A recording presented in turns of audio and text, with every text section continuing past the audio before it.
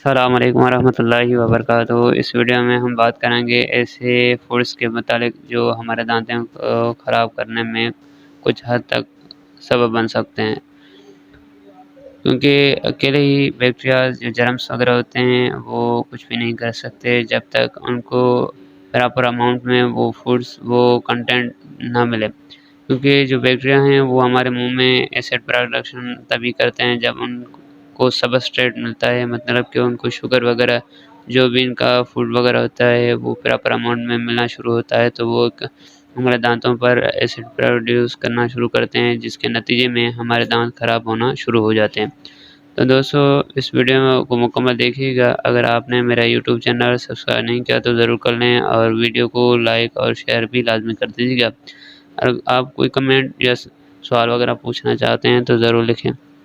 تو دوستو بیسیکلی جو ہمارے دانت ہوتے ہیں وہ ہارڈیسٹ ان اور باڈی پارٹ ہے۔ جو دانت ہیں وہ بیسیکلی ہارڈ ہوتے ہیں اور یہ ایسا ایسا چل کر کمزور ہونا شروع ہو جاتے ہیں۔ ان کے بہت سی وجوہات ہیں، ان میں مین جو وجہ ہے وہ بیکٹیریاز ہوتے ہیں، کیونکہ ٹوٹلی جو بیکٹیریاز ہیں وہ ہارمفل نہیں ہوتے۔ اس میں کچھ کیٹیگریز کی ایسے بیکٹیریا ہوتے ہیں جو ہمارے ہیلتھ ہمارے اورل کیویٹی میں ڈیزیز وغیرہ کرا سکتے ہیں۔ تو دوستو ان بیکٹیریاز میں جو مین کنٹینٹ ہوتا ہے وہ شوگر یوز کرتے ہیں، شوگر کی فرمنٹیشن ہوتی ہے، اس کے نتیجے میں وہ ایسڈ پروڈیوس کرتے ہیں۔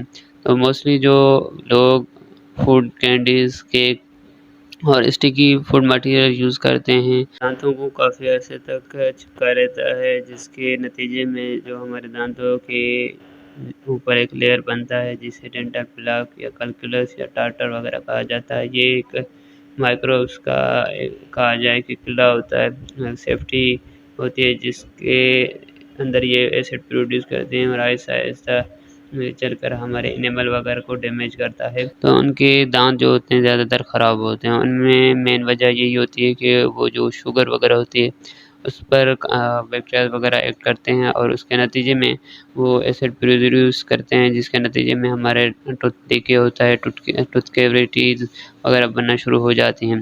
آپ چاہیں کتنا ہی برش وغیرہ کریں اور ہائیجین مینٹیننس رکھیں، مگر آپ یہ چیزیں یوز کریں گے تو اس کا نتیجہ آپ کے دانتوں پر ضرور ہوگا۔ تو دوستو جو بیکٹیریاز ہوتے ہیں اس کا جو مین ریزن ہوتا ہے وہ ایسڈ پروڈیوس کرتے ہیں، جس کے نتیجے میں ہمارے جو اینیمل ہوتا ہے آؤٹر لیئر آف ٹوتھ ہوتا ہے وہ آہستہ آہستہ ایرین ہونا شروع ہو جاتی ہے، جس کے نتیجے میں ہمارا دانت ویک ہونا شروع ہو جاتا ہے، دانت میں کیوٹیز وغیرہ بن جاتے ہیں۔ جو موسٹلی فوڈ وغیرہ ہیں جو ہمارے دانتوں کے لیے بینیفیشیل ہیں، ان میں ملک وغیرہ بھی آتا ہے، کیونکہ ملک میں کیلشیم ہوتا ہے، اور جو ہمارے ٹوتھ کی کمپوزیشن ہے ان میں مین کیلشیم جو ہے مین کیمیکل کمپاؤنڈ ہوتا ہے۔ اس کے ساتھ ساتھ جو گرین ویجیٹیبلس وغیرہ ہو گئی، اور اس کے ساتھ فش ایگ وغیرہ کا یوز ہو گیا، نٹس وغیرہ ہو گئی، تو یہ کافی حد تک فائدہ مند ہو سکتے ہیں۔